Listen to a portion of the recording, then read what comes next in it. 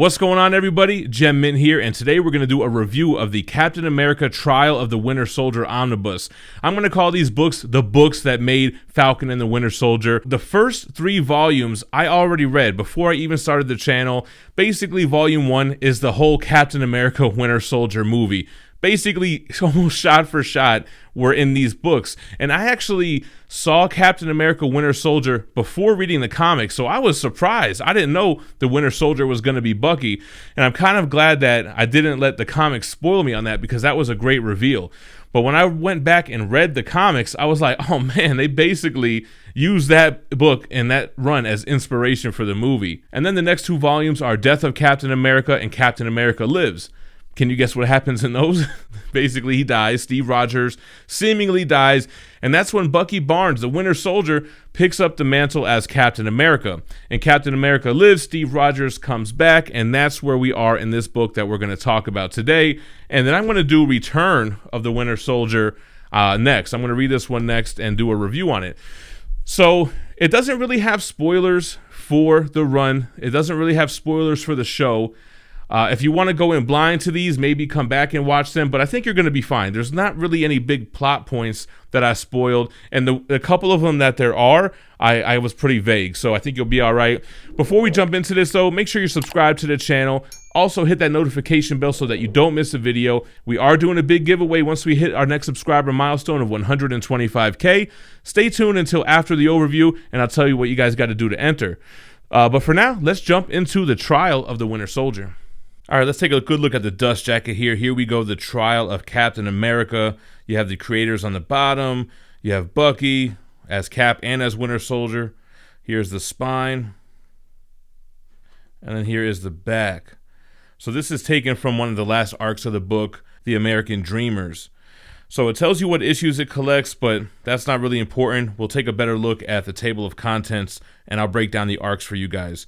So it talks about Steve Rogers being back. We mentioned that he was presumed dead. Bucky is now Captain America, and it gives you a biography on all the creators. Here we have the front of the hardcover. You just got the shield, pretty basic spine. The black material gets a little dingy, but that's okay. Let's flip over and take a look at the insides here. Trial of Cap. And then here you have the arcs. So you have Captain America, Who Will Wield the Shield, Captain America 602 through 605, and we'll talk about those arcs as we get there, along with the next arc, 606 to 610. You have a 4-issue miniseries, Steve Rogers, Super Soldier, and the list goes on. So we'll talk about the arcs. Here is Who Will Wield the Shield. So you get this kind of a recap on what happened during the first 3 omnibus of the Brubaker Captain America saga. So the first arc here, Who Will Wield the Shield, this kind of reminds me a lot of what happened during Falcon and the Winter Soldier, except it wasn't with John Walker as the U.S. agent, it was with the 1950s version of Captain America, William Burnside. So kind of similar to what we see in the TV show. They were trying to make him Captain America of that era, but he seems to be hearing voices in his head, and he's kind of compelled to do bad things. He also recruits the Watchdogs, which are an organization similar to the Flag Smashers from the show as well. So although, this isn't really word for word, arc for arc, what happens in the show, you can see that the creators and the writers have definitely looked at Brubaker's run when it comes to the Winter Soldier, Captain America, stuff in the MCU. And very similar to Falcon and the Winter Soldier, we have a familiar cast of characters here, Baron Zemo, Sharon Carter, and in the second arc of this book, Baron Zemo wants to take down Bucky. Bucky is Captain America, and he wants the world to know that Bucky was the Winter Soldier. Also, Falcon plays a role here, as we can see, and it's the comic book version. He talks to birds, but it definitely has a similar dynamic. It feels like the MCU borrowed heavily from this run and the writing style in this book.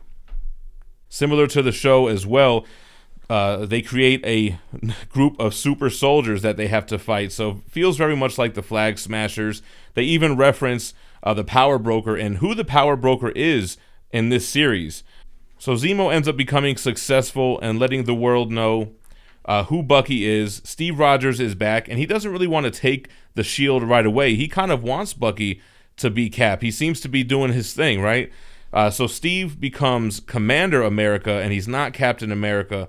But with Zemo kind of doxing Bucky, that's where we get the trial of the Winter Soldier. And that's kind of what I wanted to see out of the MCU. It's like they skipped the whole arc of Bucky being Cap and what it would mean for the world to find out the war crimes that he's accused of, or that he's guilty of, I should say, as the Winter Soldier.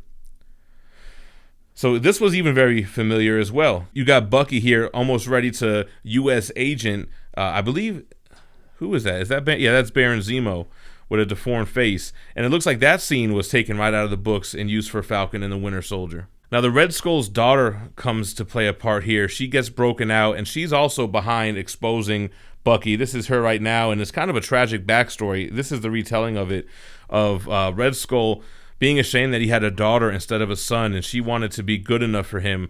So she puts out a confession during the trial of the Winter Soldier that makes him look really bad. And I'm not going to give out spoilers on how the trial ends, but let's just say he ends up getting extradited by Russia for his crimes over there. So that's where Bucky ends up, and that's a dope arc as well. And again, stuff that I would have liked to see, because Sam doesn't become Captain America in the comics until, it has to be like the 2010s, right? So they kind of skipped this whole opportunity. Now here's Steve Rogers as Commander America, and he's kind of got to sit by as Bucky is now in this Russian jail cell. So pretty interesting stuff here on how that transpires. After the arc of that trial of the Winter Soldier, we get a couple of filler issues, a kind of like just random Cap issues that, I don't know, I could have done without, like this stuff with this Baron Blood, little vampire story, and it doesn't really get back to the main storyline until like the last arc of this book. Well, the last two arcs. I think you have the American Dreamers, and then you have Powerless. So American Dreamers is pretty cool. It's not really a grounded story. It kind of tells the story of this guy, Jimmy Jupiter, this kid that was, they assume now, looking back, he was a mutant, and he can basically create these dream worlds and portals to the dream world, and he can bring stuff back. He gets captured by the bad guys. I guess it was Hydra, and he's been kind of like being controlled, unconscious, but they're able to use his powers and abilities for their own needs. And that becomes this whole arc that introduces this guy, which is codename Bravo, and his wife. They were stuck in the dream world. They were partners with Cap back in the 40s during the war. They've been stuck in there, and they come out finally, and codename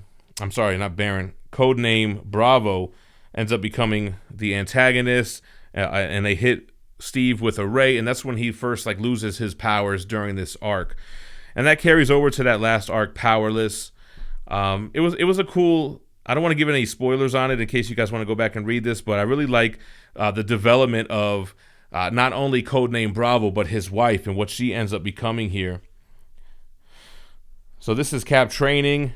He's able to get his powers back. He's not sure how. He keeps on seeming to lose the super soldier serum when he's in battle, so they try to figure out what's going on with that.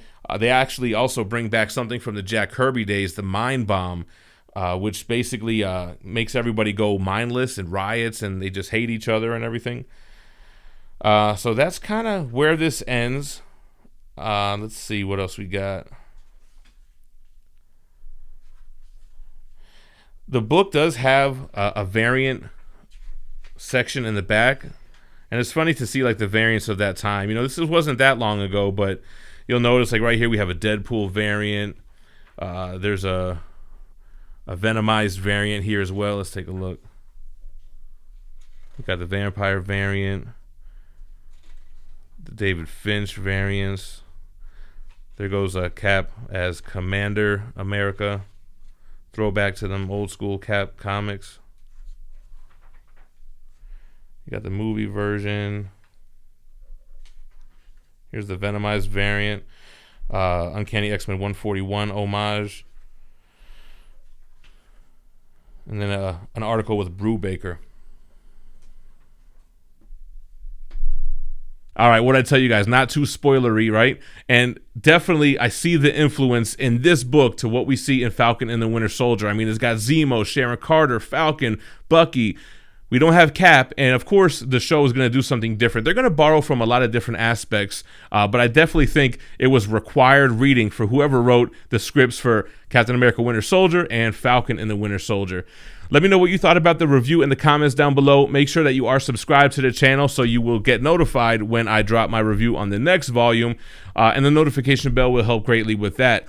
Like I said, we're giving away a Spider-Man premium format exclusive statue by Sideshow once we hit 125,000 subscribers, so make sure to subscribe and comment on this video.